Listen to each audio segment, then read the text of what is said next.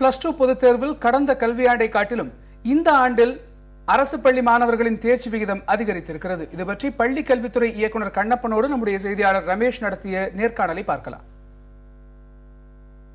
Sir, இப்ப கடந்த ஆண்டை காட்டிலும் அரசு பள்ளிகளுடைய மாணவர்களுடைய தேர்ச்சி விகிதம் என்பது அதிகரித்திருக்கிறது. 85% அளவு பெற்றிருக்கிறார்கள். இருப்பினும் அது எந்த அளவிற்கு அந்த தேர்ச்சி விகிதம் கடந்த ஆண்டை விட அதிகரித்திருக்கிறது சார்? அரசு பொதுத் தேர்வு முடிவுகள் வெளியிடப்பட்டிருக்கின்றன. கடந்த கல்வியாண்டை விட ஒட்டுமொத்த தேர்ச்சி விகிதம் 0.8% கூடுதலாக எடுத்திருக்கின்றார்கள்.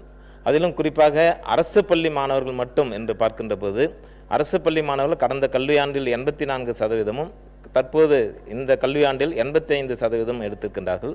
ஒட்டுமொத்த வளர்ச்சி என்று பார்க்கின்ற போது 1.45% கூடுதலாக எடுத்திருக்கின்றார்கள்.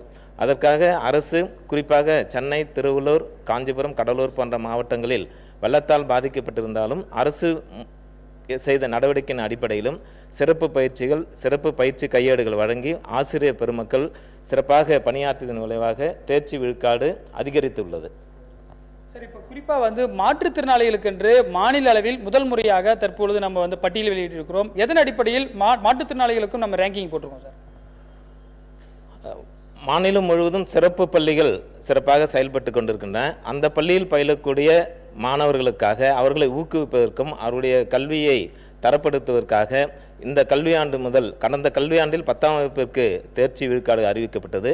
அதனை போன்றே மேல்நிலைப் பிரிவு மாணவர்களுக்கும் இந்த கல்வியாண்டில் அறிவிக்கப்பட்டிருக்கிறது. குறிப்பாக சென்னையில் LFC பள்ளி, கன்னியாகுமரி OR பள்ளி போன்ற பள்ளிகளில் பயிலும் மாணவர்களை ஊக்குவித்து அதன் மூலமாக அவர்களும் தம்முடைய பெயரை வெளியிடுகின்றார்கள் என்ற மகிழ்ச்சியில் அவர்கள் மேலும் படிப்பதற்கு ஆர்வத்தை ஏற்படுத்துவதற்காக இந்த நிகழ்வு தொடர்ந்து நடைபெறும்.